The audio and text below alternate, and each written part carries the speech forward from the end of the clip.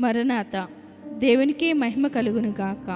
మోషే సుఖోపవాసములోని 12వ రోజు దిన ధ్యానము. దైవలక్షణముల స్తుతి నాతో పాటు చెప్పండి. దేవా, నీవు అనాది వ్యక్తివై ఉన్నావు. నిన్ను ఎవ్వరూ కలుగ చేయలేదు.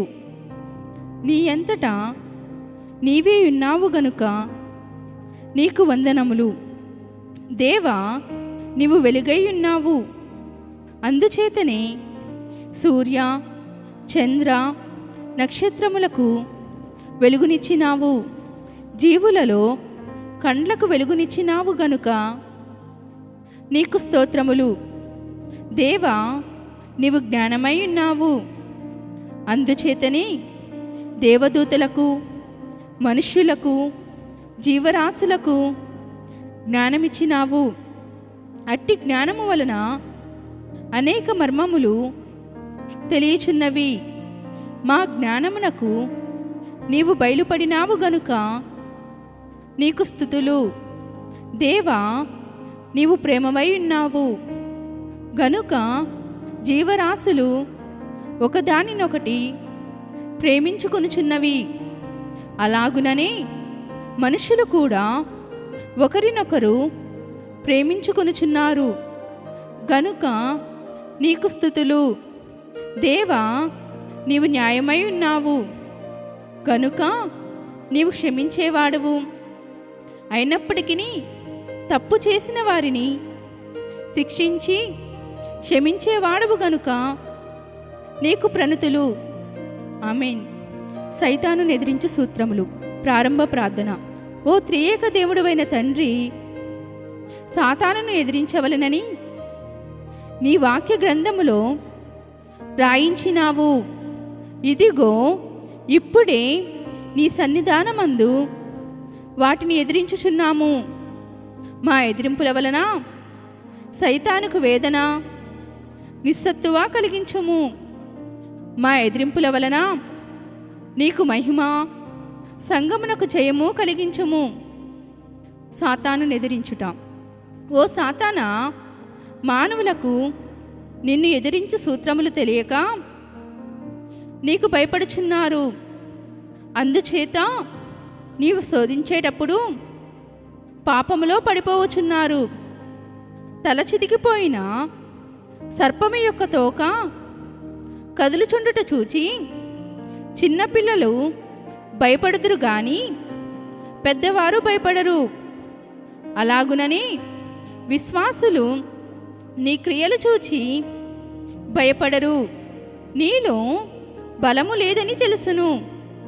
నిన్ను మా ప్రభువు జయించినాడు గదా.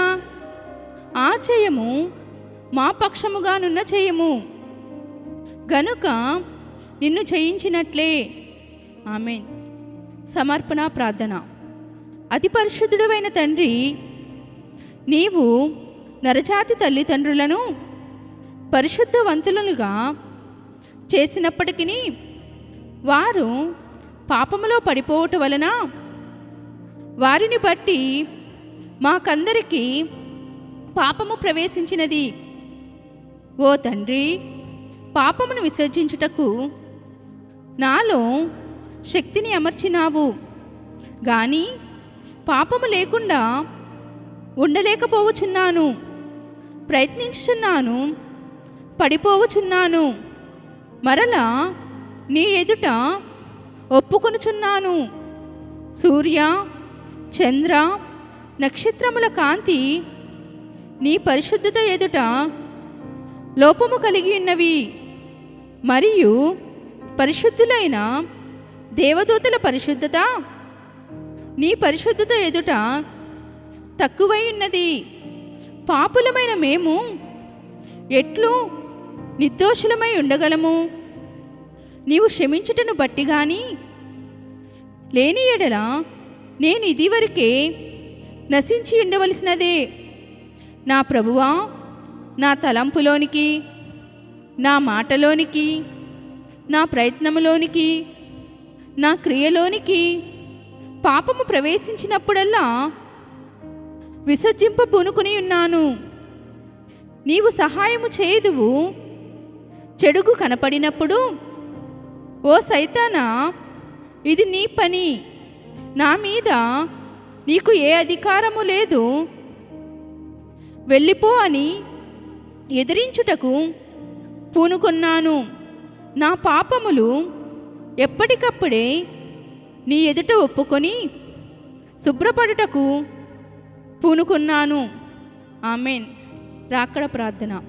దేవుని సృష్టిలో విశ్వాసి యొక్క ఆత్మలో కూడా గుర్తులు అయిన తర్వాత త్వరగా వచ్చును, త్వరగా అని చెప్పి ఉన్నాడు గనుక త్వరగా వచ్చుచున్నాడని నమ్ముటే విశ్వాసి యొక్క గుర్తు. ఒకరికి పరిష్కారము కానప్పుడు నలుగురు కూడుకొని మన భావమేమి అని చెప్పుకొనవచ్చును గాని విసుగుకొనరాదు. ప్రభువా, నీవు త్వరగా వచ్చుచున్నావు కాబట్టి మమ్మును త్వరగా సిద్ధపరచుము. ఆమెన్. నిర్గమాకాండము 12వ అధ్యాయము. మోషే అహరోనులు ఐగుప్తు దేశములో ఉండగా యెహోవా వారితో ఇలాగు సెలవిచ్చెను, నెలలలో ఈ నెల మీకు మొదటిది, ఇది మీ సంవత్సరమునకు మొదటి నెల. మీరు ఇశ్రాయేలీయుల సర్వ సమాజముతో ఈ నెల దశమి నాడు వారు తమ తమ కుటుంబముల లెక్క చొప్పున ఒక్కొక్కడు గొర్రెపిల్లనైనను మేకపిల్లనైనను, అనగా ప్రతి ఇంటికిని ఒక గొర్రెపిల్లనైనను ఒక మేకపిల్లనైనను తీసుకొనవలెను. ఆ పిల్లను తినుటకు ఒక కుటుంబము చాలకపోయిన ఎడల వాడును వాని పొరుగువాడును తమ లెక్క చొప్పున దాని తీసుకొనవలెను. ఆ గొర్రెపిల్లను భుజించుటకు ప్రతి వాని భోజనము పరిమితిని బట్టి వారిని లెక్కింపవలెను. నిర్దోషమైన ఏడాది మగపిల్లను తీసుకొనవలెను. గొర్రెలలో నుండి అయినను మేకలలో నుండి అయినను దాన్ని తీసుకొనవచ్చును. ఈ నెల 14వ దినము వరకు మీరు దాన్ని నుంచుకొనవలెను. తరువాత ఇశ్రాయేలీయుల సమాజపు వారందరూ తమ తమ కూటములలో సాయంకాలమందు దాన్ని చంపి దాని రక్తము కొంచెము తీసి తాము దాని తమ ఇండ్ల ద్వార బంధపు 2 నిలువ కమ్మల మీదను పై కమ్మి మీదను చల్లి ఆ రాత్రియే వారు అగ్ని చేత కాల్చబడిన ఆ మాంసమును పొంగని రొట్టెలను తినవలెను. చేదు కూరలతో దాని తినవలెను. దాని తలను దాని కాళ్ళను దాని అంత్రములను అగ్నితో కాల్చి దాని తినవలెను. దానిలో ఉడకనిదైనను నీళ్లతో వంచబడినదైనను తినకూడదు. ఉదయకాలము వరకు దానిలో దేదియు మిగిలింపకూడదు. ఉదయకాలము వరకు దానిలో మిగిలినది అగ్నితో కాల్చి వేయవలెను. మీరు దానిని తినవలసిన విధమేదనగా మీ నడుము కట్టుకొని మీ చెప్పులు తొడుగుకొని మీ కర్రలు చేత పట్టుకొని త్వరపడుచు దాన్ని తినవలెను. ఇది యెహోవాకు పస్కా బలి. ఆ రాత్రి నేను ఐగుప్తు దేశమందు సంచరించి ఐగుప్తు దేశమందలి మనుషులలోనే గాని జంతువులలోనే గాని తొలి సంతతి అంతయు హతము చేసి ఐగుప్తు దేవతలకందరికీ తీర్పు తీర్చెదను. నేను యెహోవాను. మీరున్న ఇండ్ల మీద ఆ రక్తము మీకు గుర్తుగా ఉండును. నేను ఆ రక్తమును చూచి మిమ్మును నశింపచేయక దాటిపోయేదను. నేను ఐగుప్తు దేశమును పాడు చేయుచుండగా మిమ్మును సంహరించుటకు తెగులు మీ మీదకి రాదు. కాబట్టి ఈ దినము మీకు జ్ఞాపకార్థమైన దగును. మీరు యెహోవాకు పండగగా దానిని ఆచరింపవలెను. తరతరములకు నిత్యమైన కట్టడగా దానిని ఆచరింపవలెను. 7 దినములు పులియని రొట్టెలను తినవలెను. మొదటి దినమున మీ ఇండ్లలో నుండి పొంగినది పారవేయవలెను. మొదటి దినము మొదలుకొని 7వ దినము వరకు పులిసిన దానిని తిను ప్రతి మనుషుడు ఇశ్రాయేలీలో నుండి కొట్టివేయబడును. ఆ మొదటి దినమున మీరు పరిశుద్ధ సంఘముగాను 7వ దినమున పరిశుద్ధ సంఘముగాను కూడుకొనవలెను. ఆ దినముల యందు ప్రతివాడు తినవలసినదే మాత్రమే మీరు సిద్ధపరచవచ్చును. అదియుగాక మరి ఏ పనియూ చేయకూడదు. పులియని రొట్టెల పండగను మీరు ఆచరింపవలెను.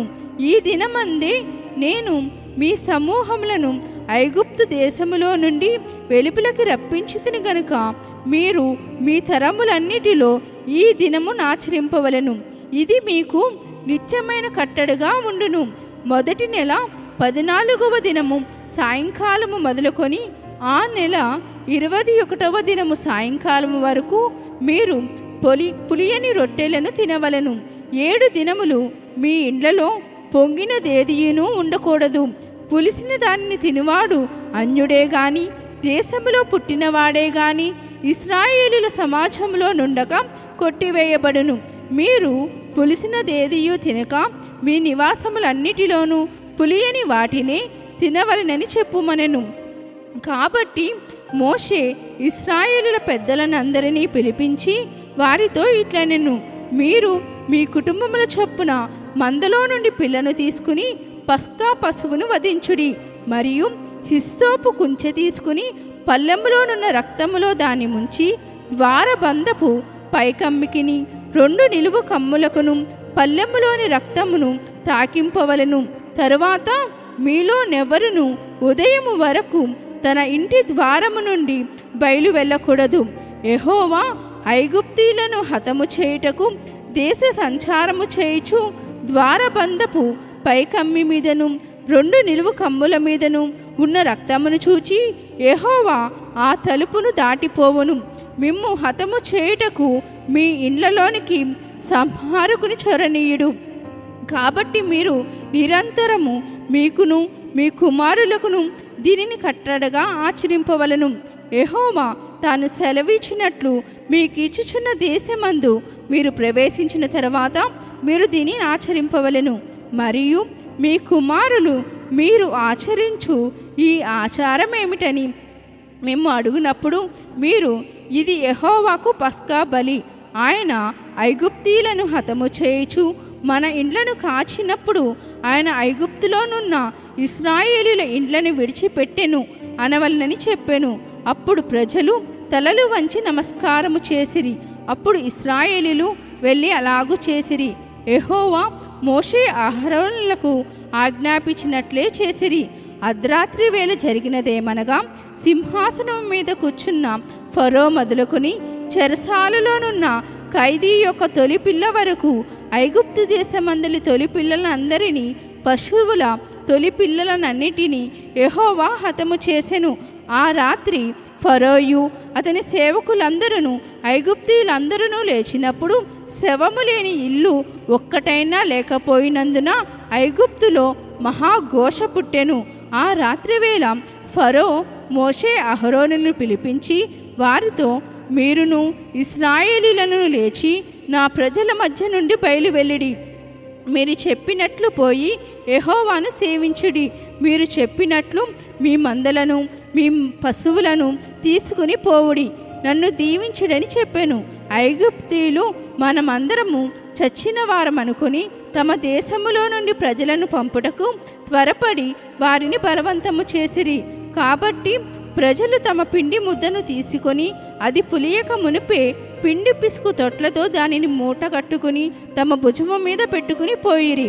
ఇశ్రాయేలీలు మోషే మాట చొప్పున చేసి ఐగుప్తీయుల యొద్ద నుండి నగలను, బంగారు నగలను, వస్త్రములను అడిగి తీసుకొనిరి.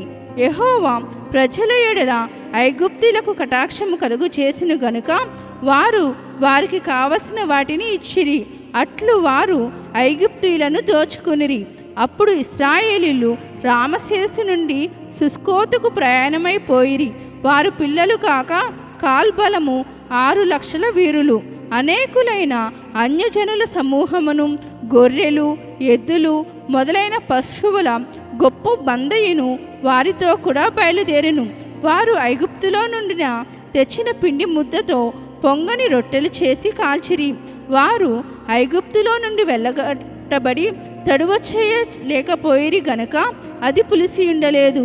వారు తమ కొరకు వేరొక ఆహారమును సిద్ధపరచుకొని ఉండలేదు.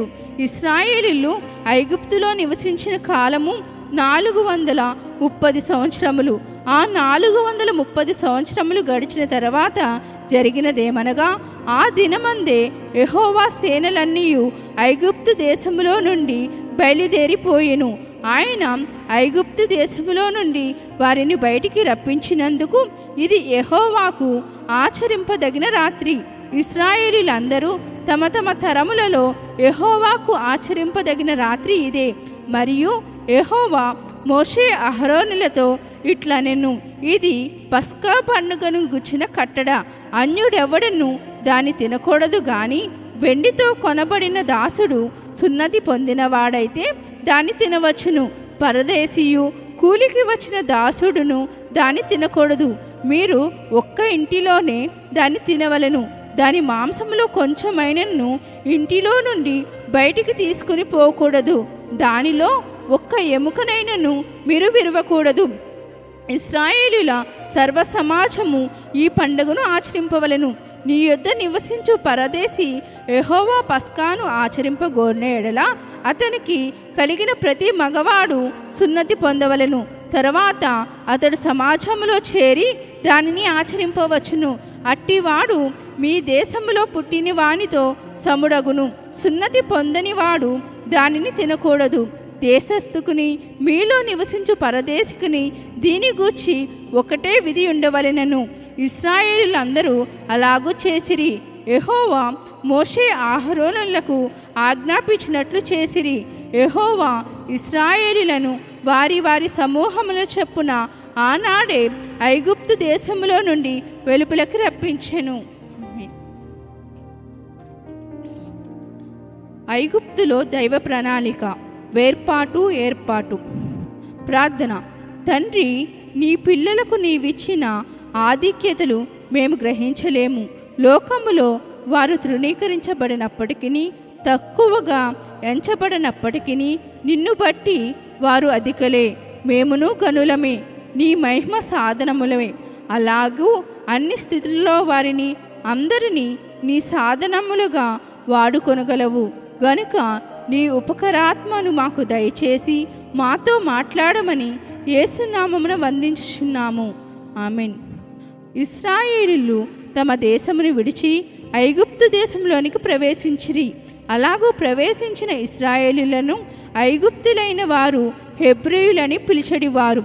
వారు ఏ మాట అన్నారో ఇప్పుడు దేవుడు ఇశ్రాయేలీయులైన వారిని అదే మాట అనుచున్నారు. ఐగుప్తు దేశము గొప్ప దేశము. వారు ధనవంతులు, విద్యావంతులు, నాగరికత కలిగిన వారు. అందువల్ల వారు తమ్మును గుచ్చి హెచ్చుగా తలంచడివారు, ఇతరులను తృణీకరించడివారు. అలాగూ ఇశ్రాయేలును కూడా తృణీకరించిరి. కానీ ఇశ్రాయేలీయులు దేవుని వలన ఏర్పాటు చేయబడిన జనాంగమని వారు గ్రహించలేదు, గుర్తించలేదు.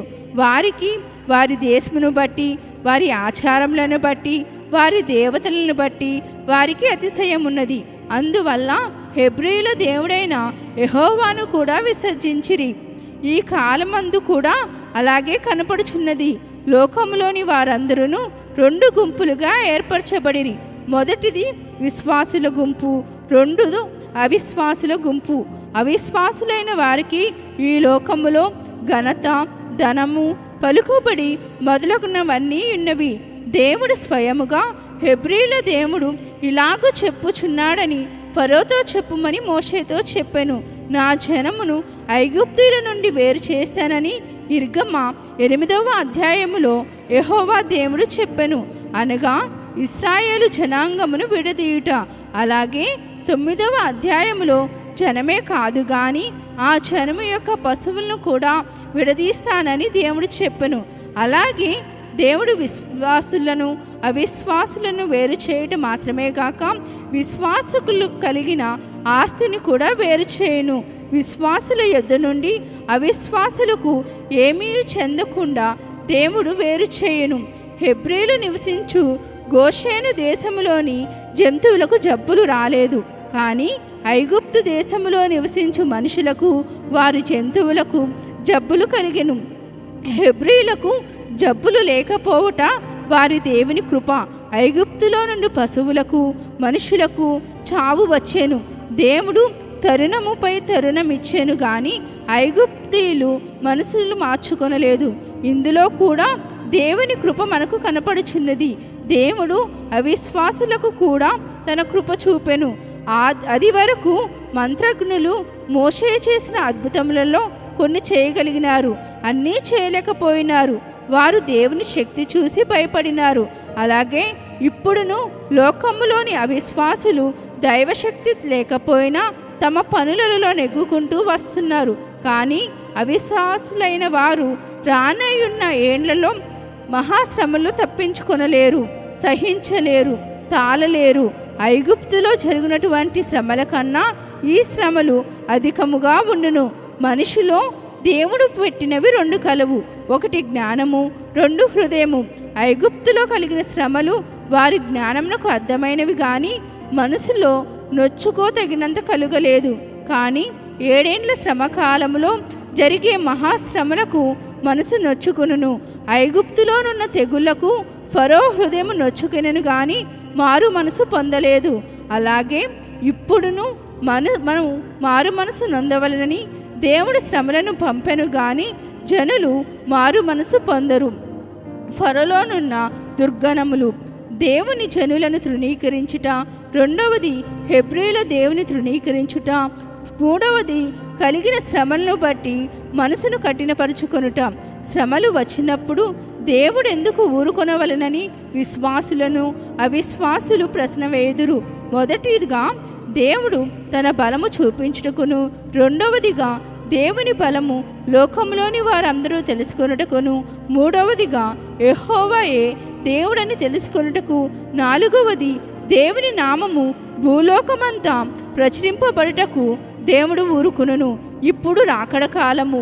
ఈ రాకడ కాలమందు భూలోకమంతటా రాకడ గుచ్చిన సువార్త సంపూర్ణముగా ప్రకటింపవలను.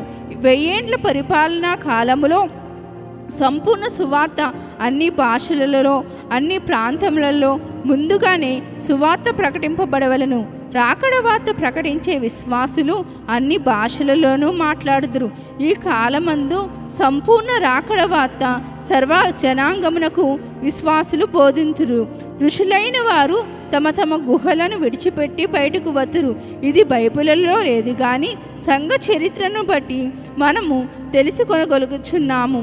యూదులను ఏర్పరచుట, ప్రభువు ఈ లోకములో జన్మించుట కొరకు. 2వదిగా విశ్వాసులను ఏర్పరచుట, రాకడ వార్త అంతటా ప్రకటించుటకు. 3వదిగా అబ్రహామును ఏర్పరచుట, అట్టి విశ్వాసము అందరూ కలిగి ఉండుటకు. 4వదిగా మోషేను ఏర్పరచుట, దేవుని హృదయములోనిది బయలుపరచుటకు. 5వదిగా యెహోషువను ఏర్పరచుట, దేవుని బిడ్డలకు దేశమును స్థిరపరచుటకు. 6వదిగా పేతురును ఏర్పరచుట, యూదులను దేవుని సంఘములో చేర్చుటకు. 7వదిగా పౌలును ఏర్పరచుట, అన్యులను దేవుని సంఘములో చేర్చుటకు. 8వదిగా యోహాను ఏర్పరచుట, ప్రకటన రాయుటకు. 9వదిగా ఫరోను ఏర్పరచుట, దేవుని బలమును చూపుటకును. లోకమంతటా దేవుని నామము ప్రకటించుట కొరకు దేవుడు ఏర్పాటు చేసెను. దేవుడు చివరి వరకు ఊరుకొనడు గాని కొంతకాలము మట్టుకే ఊరుకొనును. నిర్గమాకాండము 9వ అధ్యాయంలో ఐగుప్తులైన వారు దేవుని అద్భుతములను చూచి భయపడిరి. అలాగే ఇప్పుడును అన్యులు దేవునికి భయపడుచున్నారు. కొందరు రాకడకు సిద్ధపడుచున్నారు గనక ఆయన మనలను ఏ పని కొరకు సిద్ధపరచునో పని మనము చేయవలను. రాకడకు సిద్ధపడుచు ఇతరులను సిద్ధపరిచే పని మన అందరి ముందు ఉన్నది. అనగా ఆ పనియే ఆయన మన అందరి కొరకు సిద్ధపరిచినదై ఉన్నది. దీవెన గనుక ఆ పనిని అందుకుని ఆయనను ఆయన రాకడను ఈ లోకమునకు కనపరచు సూచనలుగా నేటి దిన ధ్యానమును బట్టి పరిశుద్ధాత్ముడు మిమ్మల్ని సిద్ధపరచును గాక. ఆమెన్. పరలోక ప్రార్థన. పరలోకమందున మా తండ్రి, నీ నామము పరిశుద్ధపరచబడుగాక, నీ రాజ్యము వచ్చునుగాక, నీ చిత్తము పరలోకమందు నెరవేర్చున్నట్లు భూమి యందును నెరవేరునుగాక. మా అనుదిన ఆహారము నేడు మాకు దయచేయము. మా ఎడల అపరాధములు చేసిన వారిని మేము క్షమించి ఉన్న ప్రకారము మా అపరాధములను క్షమించుము. మమ్మను శోధనలోకి తేక కీడు నుండి మమ్మను తప్పించుము. రాజ్యము, శక్తియు, మహిమయు నిరంతరము నీవై ఉన్నవి. ఆమెన్. మరణాత.